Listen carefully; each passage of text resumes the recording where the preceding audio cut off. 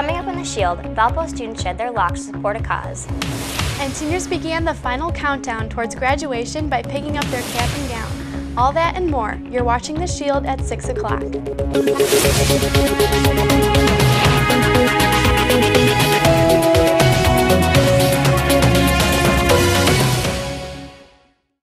Good evening, everyone, and thank you for joining us. I'm Katie Blaze. And I'm Allie Katsanias. St. Baldrick's teamed up with VU men's soccer team this past week. People were able to get their heads shaved in order to help raise awareness on children's cancer. Any volunteers to shave their heads got a button that read, "Ask me why I'm bald."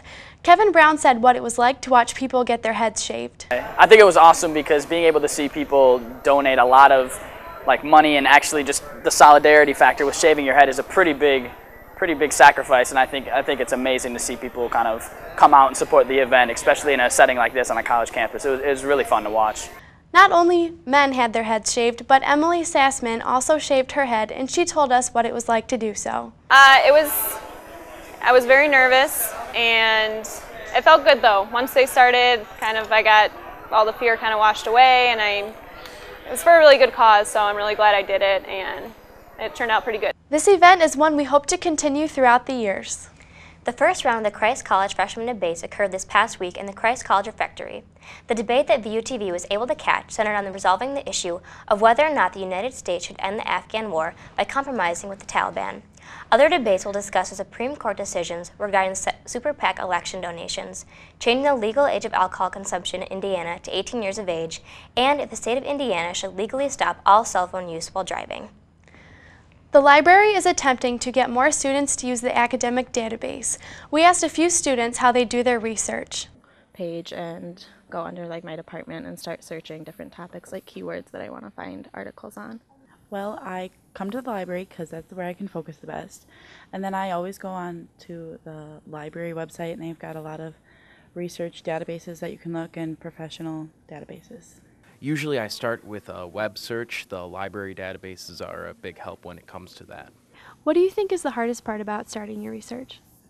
Probably focusing and making time for my research, but once I get to the library, I'm pretty zoned in. A lot of times finding sources that are relevant and just kind of sifting through all the sources that are available and finding relevant information.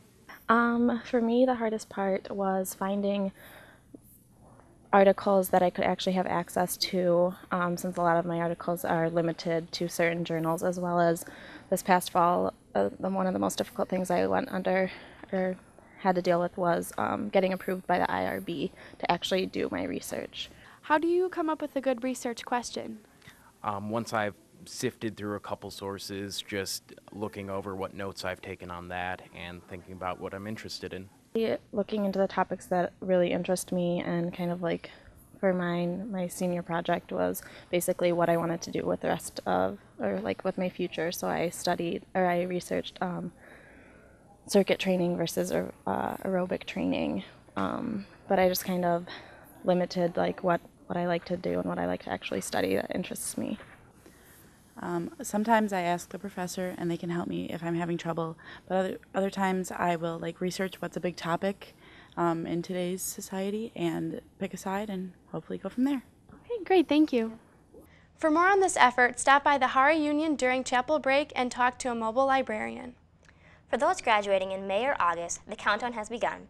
The class of 2012 held their grad finale in the Hara Union ballrooms in preparation for the big day, as well as post-graduation. Caps and gowns were ordered at this event, as well as being able to sign the class banner. Drinks and refreshments were offered at this event. Caps and gowns are able to be bought in the bookstore until the end of this next week, and graduation tickets will be available at the Union Welcome Desk now to the day before commencement. Valparaiso University's SAFE organization hosted a safety awareness rally this past week. Senior correspondent Sean Jones has more on this story. I'm here in the Hara Union, where a large group of students gathered on Thursday night in order to learn how to stay safe when they're out having fun. The event was sponsored by Sexual Assault Awareness and Facilitative Education, or SAFE, and the topic was safety awareness. The event featured free food and a performance by VUVOX, but the main attraction was inspirational speaker and Valpo alum Pastor Bill Yonker.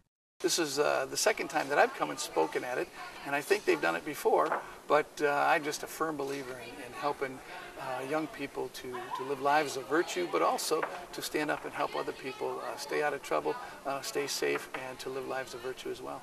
Yonker shared several stories with his audience with themes including making smart decisions for yourself, being brave enough to intervene when it looks like someone you know is in emotional or physical danger, as well as comforting those who are in distress. Many of Pastor Yonker's stories come from his own experiences when he was a Valpo student, and he is still active in his fraternity. Pastor Yonker shares Safe's passion for making sure students can stay safe while they enjoy their college experience and explain the organization's objectives. We want to help students be safe. So first of all, to enlighten them, and then to educate them, and then to encourage them. So if I could use those 3 E's of staying safe themselves, helping other people to stay safe, getting in the way to make sure that people stay safe, and really living lives of virtue and living lives of a higher calling that God would give to us. For more information on the SAFE program, you can call them at 219-464-6860 or email them at safe.office@valpo.edu. Thanks, Sean. I also attended the SAFE rally with my sorority Pi Beta Phi, and it was a fun and informative way to learn about the SAFE organization and all it has to offer the Valparaiso University campus. For a quick check of your Valpo weather forecast, Storm Shield meteorologist Matt Schaefer joins us in the Storm Shield Weather Center. Good evening, Matt. Thanks, Katie and Allie. Well, we've been blessed with a really nice spring thus far. In fact, we broke plenty of records in March. And while we're not going to be breaking any more records anytime soon, we're still going to be seeing above average conditions for the next few days. But stick around for my full forecast when I'll tell you when rain is going to return to the area. All right, thanks, Matt. We'll see you later. Lollipop, lollipop, oh la.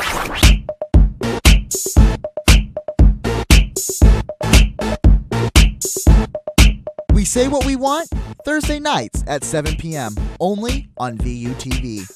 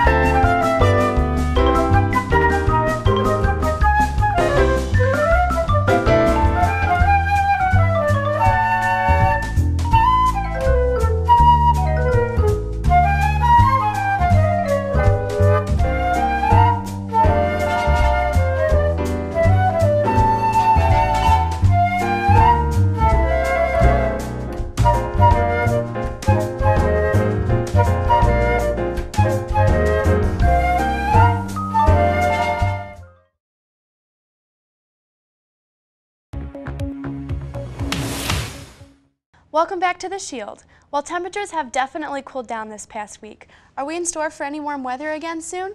Storm Shield meteorologist Matt Schaefer joins us in the studio with more. Hello, Matt. Hey, well, we've definitely had a nice fair share of spring, and with that, well above average conditions, and we're still above average. We're not really that cold.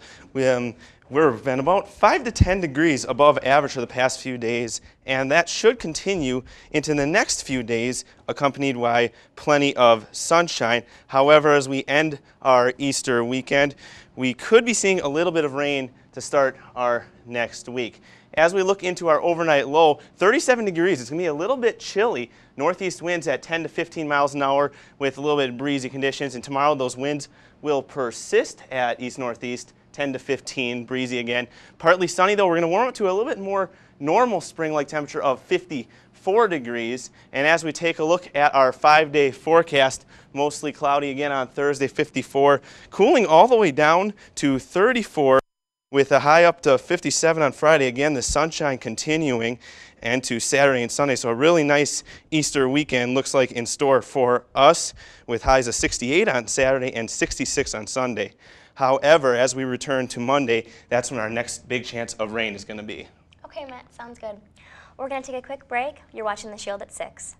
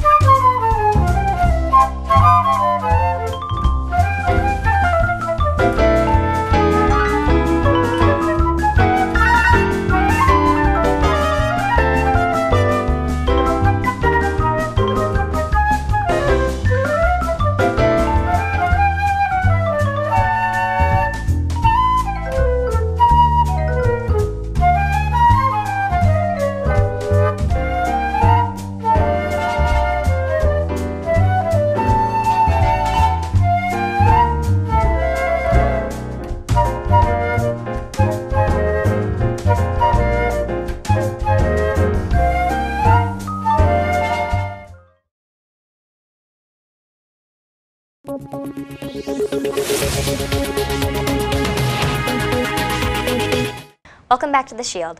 5 people have been arrested after a woman's body parts were found in a creek in northern Kentucky. Police say the remains belong to 21-year-old Jessica Ray Sacco of Ohio.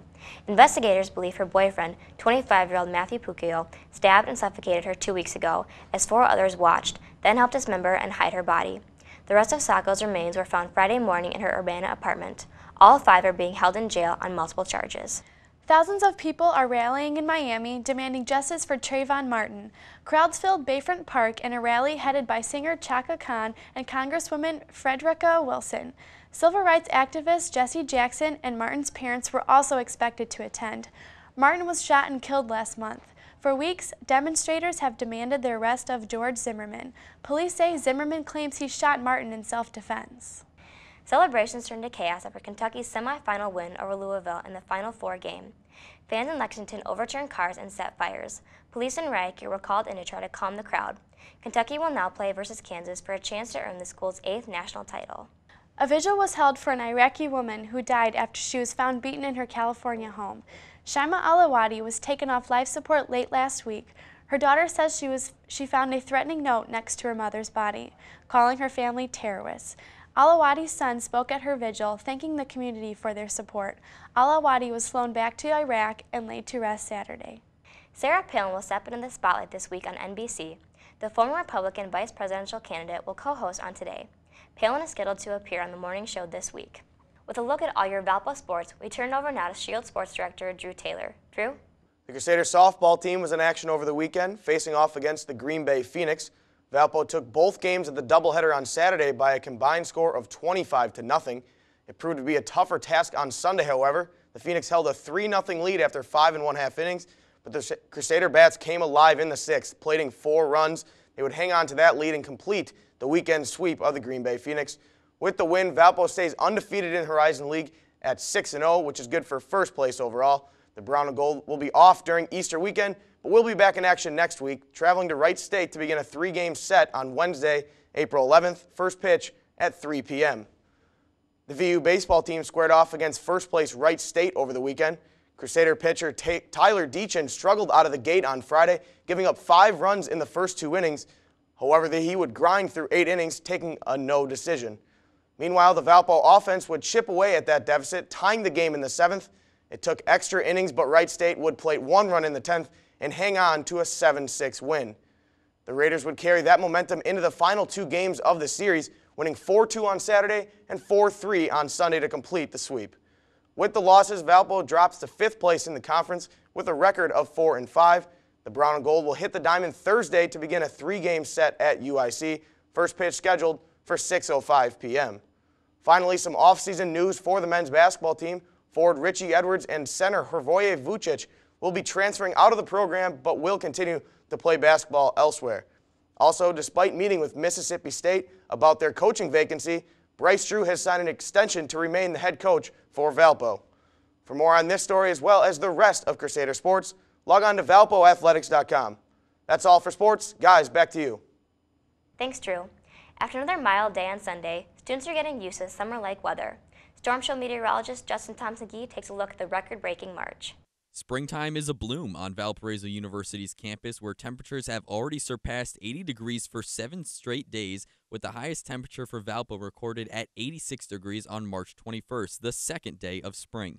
The warm temperatures were a cause for celebration on Valpo's campus, with flowers in full bloom and students taking full advantage of the warmer weather. Drive around with the windows down. You can go outside, play Frisbee, do your normal outside activities that you would do during the summer. Well, it seems as if spring never arrived here at Valparaiso University, going straight from freezing temperatures to temperatures well above 80 degrees, breaking numerous records. We asked the experts whether or not this heat would continue throughout the rest of the summer. These temperatures like averaging 25, 30 degrees above normal. Definitely something that doesn't happen all the time. Although it is never wise to ask a meteorologist to make long-term predictions, Paul was slightly optimistic. My feeling is that there's a good chance we could experience above normal temperatures continuing into the summer. With March now over, the final numbers for the month are in, and not only is this the warmest March on record, but if March were April, it would be the 6th warmest April on record. Yes, that means that we have been so warm that it rivals April, a month known for its spring-like mild temperatures and showers that bring May flowers. Also, over 5,000 records were broken nationwide, with 9 broken here in Valpo, the most impressive of which was on March 18th, where we broke a 109-year-old record. It was basically like it was summer. I didn't even feel like I was at school. Only time will tell if these temperatures will continue, but it is wise to keep in mind that winter also started with a bang and ended quite mild. Hopefully the same is not true for summer. For The Shield, I'm meteorologist Justin Thompson-Gee. Thanks, Justin. I think many students welcome the warm temperatures, but their grades might say otherwise. And with our last check of weather, Storm Show meteorologist Matt Schaefer joins us in the studio. Thanks for joining us, Matt. So what can we expect for this upcoming week for the weather? Well, we're going to be a little bit closer to spring-like temperatures, cooling down to 37 tonight and only up to 54 tomorrow. It's still slightly above average still, but a lot cooler than what we've been expecting the past few weeks. 57 for your high on Friday, but Saturday and Sunday really going to be warming up for a really nice Easter weekend. 68 on Saturday and 66 on Sunday with broken clouds and sun throughout those days. However, there is a chance of thunderstorms late Sunday and rain lingering into Monday to start out your next school week. Okay, thanks, Matt. Well, that's going to do it for this edition of The Shield. I'm Katie Blaze. And I'm Allie Katsanias. To get on-demand VUTV programming, log on to youtube.com/VAPLVUTV. Good night.